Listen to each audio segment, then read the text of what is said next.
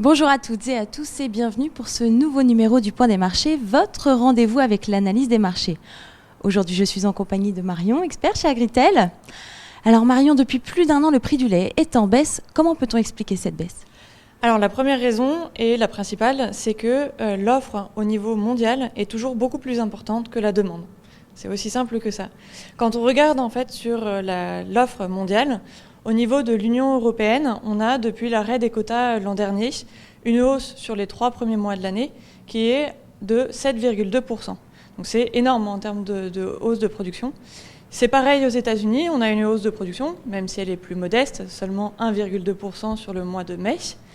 Et elle n'est pas compensée par la légère réduction de la production en Océanie, donc Nouvelle-Zélande et Australie.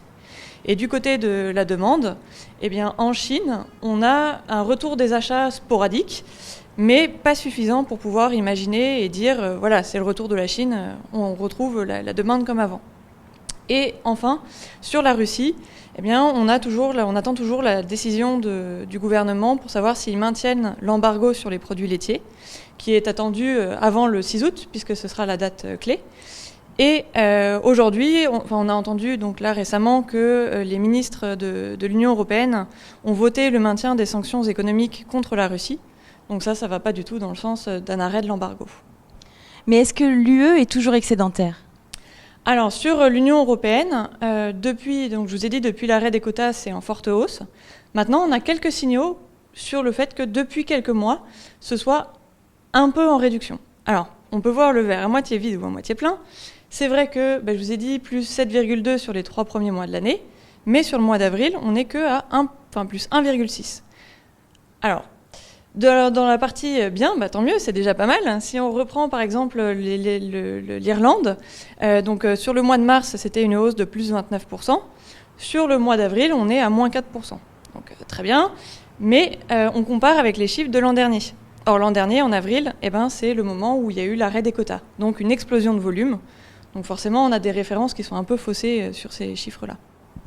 Et quel est l'avis d'Agritel ? Est-ce qu'il y a des éléments à surveiller dans les prochaines semaines ? Alors tout d'abord, c'est justement la réunion des ministres de l'agriculture européens qui est prévue les 27 et 28 juin prochains. Donc il y a déjà d'une part la gestion des stocks qui va devoir être arbitrée. Aujourd'hui, les stocks de poudre de lait ont dépassé le montant maximum qui était de 218 000 tonnes. Donc il faut trouver à savoir si on le prolonge ou pas. Et la deuxième chose, c'est que les ministres français, allemands et polonais ont proposé des mesures pour réduire la production, à voir s'ils sont suivis de leurs homologues européens. On parle d'incitation financière. Alors, pas forcément, ça peut être des pénalités ou on ne sait pas du tout ce qui va être proposé vu que c'était l'objectif des quotas et qu'ils ont été enlevés. Mais en même temps, il y a des pays comme l'Irlande et les Pays-Bas qui ont beaucoup investi dans les moyens de production pour augmenter celle-ci. Donc, ils ne sont pas du tout prêts à arrêter prochainement. Le deuxième élément à suivre, ça va être la sécheresse qu'il y a en ce moment en Californie. Ça fait plusieurs années qu'elle dure. Et là, en ce moment, ils font face à des températures supérieures à 40 voire 50 degrés. Sachant que la Californie est le premier bassin de production de lait aux États-Unis, c'est évident que c'est un élément à suivre. La troisième chose, c'est que face à cette situation de crise, il y a de plus en plus d'opérateurs qui sont amenés à chercher des solutions pour fixer les prix à l'avance. Et donc on observe aujourd'hui une augmentation des volumes placés sur les marchés à terme, comme par exemple EEX en Europe, et également un nouveau contrat de lait liquide en Nouvelle-Zélande. Voilà. Merci Marion, ce numéro est maintenant terminé. Merci à tous de nous avoir suivis. Rendez-vous dans 2 semaines pour votre prochaine édition du Point des marchés. Retrouvez les analyses d'Agritel sur les services experts de Plein Champ.com.